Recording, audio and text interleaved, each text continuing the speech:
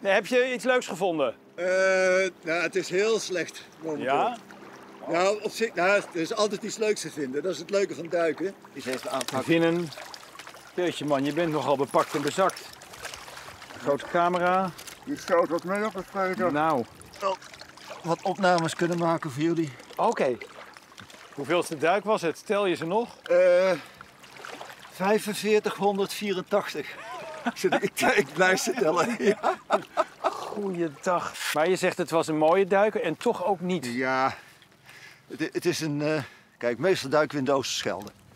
Dat is gewoon het rijkste qua biodiversiteit. Kom je ook de meeste verrassingen tegen vaak. En ja, het Veersemeer is gewoon kleiner, afgesloten. En dat betekent gewoon dat de biodiversiteit een stuk kleiner is. Hier aan de kant viel het wel mee, maar wat verder was het toch wat troebeler. Ja. De ruwe vratspons heet die. Nou, dit is maar een heel klein stukje. Dit is ook een exoot. Mag ik hem aanraken? Ja, nee, zeker. Ja. Zeker. Het is, hij komt oorspronkelijk dus ook uit Azië, het gebied van China en Japan.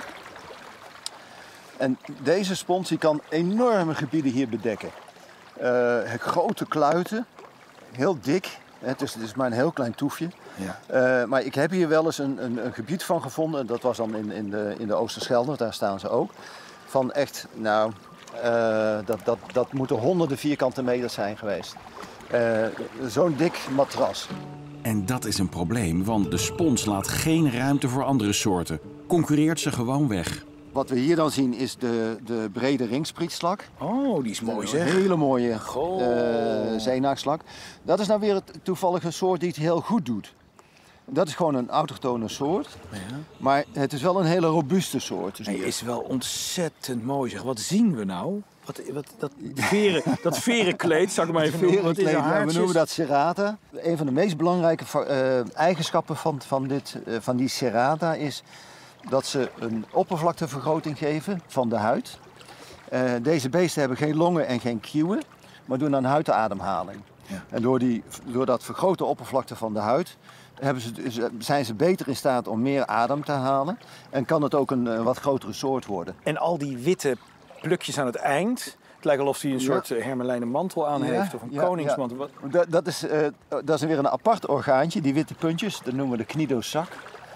En de cnidosac, dat is een klein blaasje. En daarin worden netelcellen opgeslagen. Netelcellen zijn cellen waarmee een organisme kan prikken.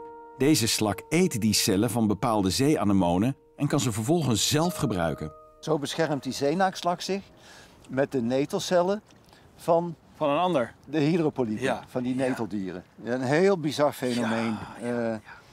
En dan die zwarte, wat is dat? Ja, hij is eigenlijk groenig, donkergroen. Deze is een exemplaar wat de winter overleefd heeft en daardoor vrij fors is. Dat is de groene wierslak. Oh, met hele blauwe stipjes erop. Ja, hele mooie. Jee, wat mooi. Ja. Dit is een vegetariër. Hij lijkt op een zeenaakslak, maar is het niet. Dit is een planteneter. Ja. Nou, en wat je ziet is dat hier in het Veersemeer, juist omdat het water stilstaat, hebben we een hele uitbundige wierzone. En het is een soort die ook niet tegen stroming kan. Dus omdat het water hier stilstaat, is dit eigenlijk een hele goede biotoop voor die soort.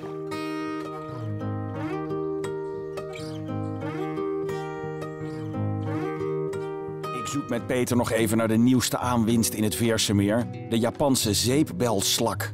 Oh, ik heb hier een snottebolleke. Heb je er alleen? Ja. Kijk. Tenminste, ik denk het. Een snottebolleke. Toch? Ja, dit is er een. Je ziet hier al, je voelt ook de schelp. Hè? Als je erop drukt, dan voel je die schelp. Ja, een verharding. Maar een vrij fors exemplaar. Een mooie volwassen Japanse zeepbelslak. Doe hem in de bak. Doe hem in de... Oh ja, kom maar. Oh, pas op. Ga mee. Gooi.